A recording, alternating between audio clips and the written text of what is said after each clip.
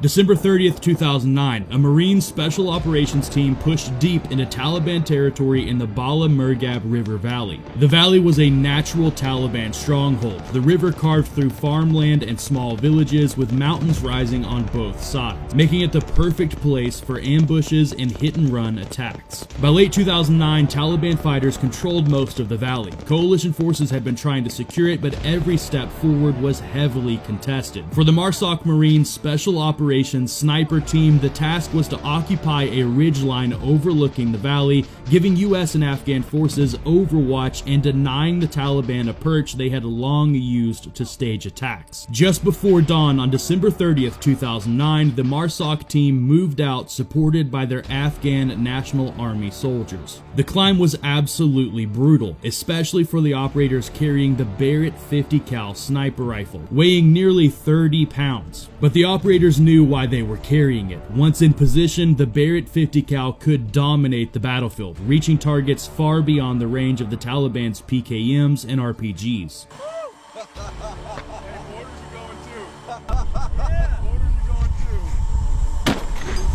There they go. Nice shot, bro.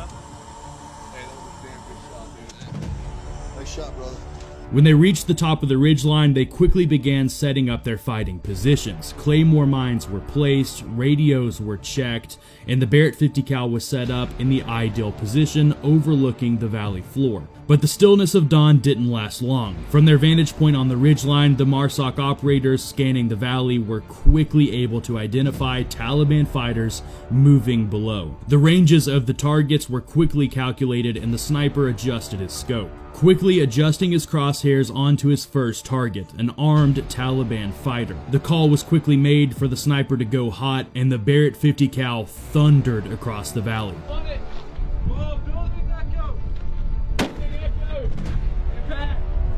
The crack split the valley like a lightning strike. About a half a second later, the impact echoed back, a sound like a sledgehammer slamming into concrete. The Taliban fighter crumpled mid-stride, the 50 cal round tearing through his body. And in a moment's notice, the valley erupted. Gunfire raked up toward the ridgeline. The one downside of the 50 cal's incredible power was it instantly gave away their position to the enemy. The enemy wasted no time. They knew the Americans had taken up a position on the high ground, and they quickly surged forward in numbers, desperate to drive the Americans off of the high ground. The MARSOC sniper went to work like a well-oiled machine. Each shot from the Barrett was a shockwave, the recoil shaking dust loose from the rocks around him. To the Marines holding that line, the sound of the 50 cal was reassurance, a booming reminder that they had the reach, and that no enemy was safe even at a half-a-mile distance. Through his scope, the sniper picked out an enemy PKM gunner setting up behind a compound wall.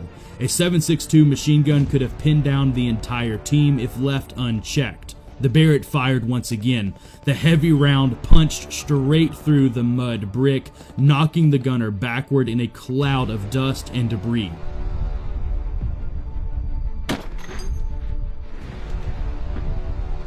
The PKM went silent before it could even unleash its first burst. The valley below lit up in chaos. RPGs arced skyward, detonating against the rocks. The sniper shifted again, this time engaging a second group trying to crawl forward along an irrigation ditch. One shot cracked into the embankment, sending dirt spraying up. The second round found its mark, dropping a fighter before he could rise from cover. Each trigger pull bought the team precious seconds. Each 50 cal round wasn't just a bullet, it was a barrier, a wall of fear, forcing the Taliban to think twice before breaking cover to push farther forward. For the men on the ridgeline, the battle had truly begun, and with the Barrett in play, they had a weapon that turned the open valley into killing ground. The first hours of the fight were violent, but what came next was calculated. The Taliban wasn't retreating, they were massing.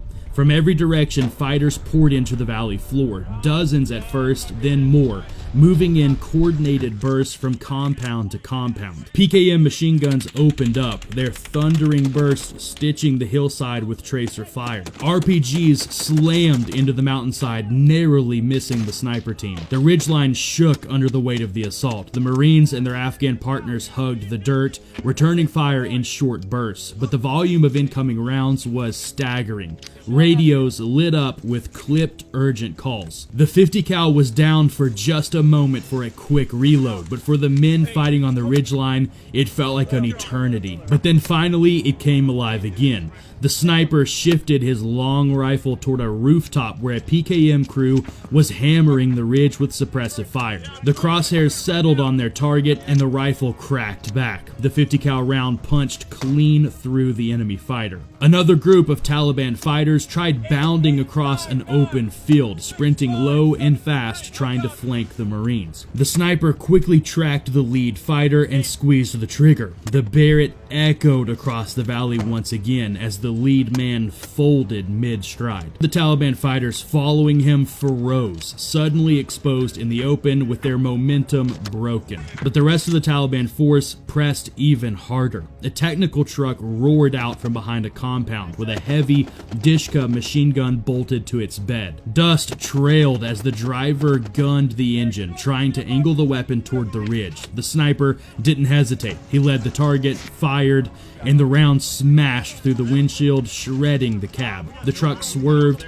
and slammed to a halt, its machine gunner diving for cover. One vehicle, one threat, neutralized with a single shot. Still, the enemy kept climbing, their fire growing heavier and closer. RPGs slammed into the slope, throwing shrapnel into the air. The sniper's world narrowed to the glass of his scope. Every pull of the trigger was life or death. An enemy fighter with an RPG tube shouldered, a machine gunner cresting a wall, a group gathering behind an irrigation ditch. Shot after shot, the Barrett's heavy recoil pounded into his shoulder, its echoes rolling through the valley like thunder. For the Taliban, momentum had stalled. Every time they tried to mass for another attack, the 50 cal tore a hole in their line. Every RPG gunner who stepped into the open was cut down before he could fire. Every machine gun that lit up the ridgeline was silenced within seconds. The Barrett didn't just kill, it broke their rhythm, shattering their confidence. As the fighting stretched on, smoke drifted across the valley. The Marines dug deeper into cover, holding their position, waiting for the growl of jets or the howl of helicopters. And all the while, the Barrett was there, steady and unrelenting.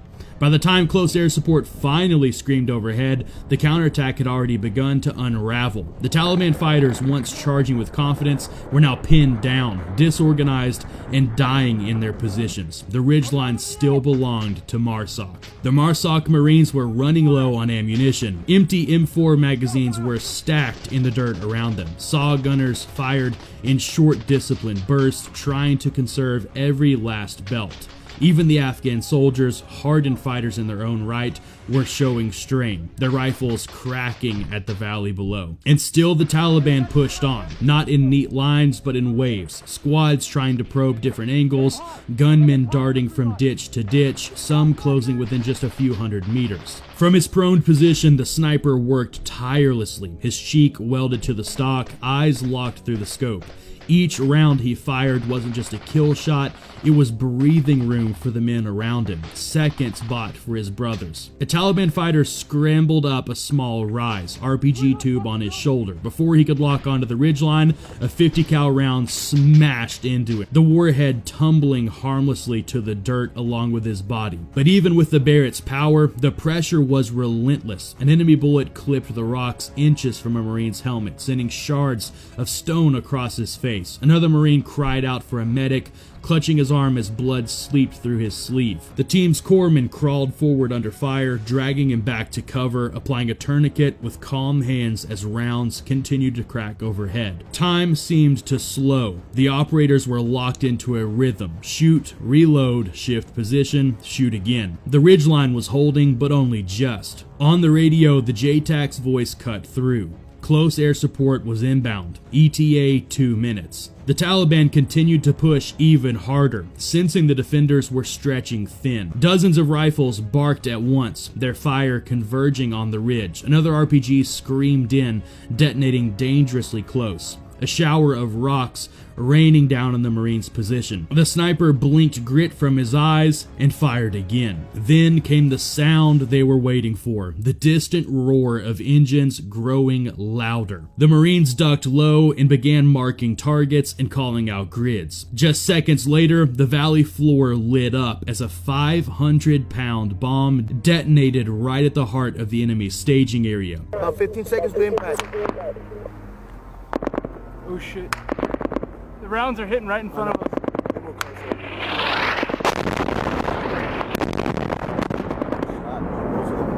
That was our bombs. Huh? That was our bombs. No, both of them. There's 2 bombs. Yeah. The shockwave rattling teeth on the ridge. Taliban fighters who had moments ago been pressing forward now broke and scattered, running for their lives. The counterattack completely collapsed. On the ridgeline, the Marines exhaled, the adrenaline still pumping, ears ringing from hours of sustained fire. Around them laid empty shell casings, shattered rocks, and the twisted remains of Taliban weapons abandoned in the chaos. And there, resting in the dirt, barrel still smoking, sat the Barrett 50 cal, its massive frame scarred with carbon and dust but unbroken, the rifle that had bought them time, the rifle that had held the line. The ridgeline stayed in coalition hands. For the Taliban, it was a bitter defeat. For the Marines of the Special Operations Team, it was proof of why the 50 cal sniper rifle was carried into some of the harshest terrain in Afghanistan, not just as a single rifle, but as a battlefield equalizer.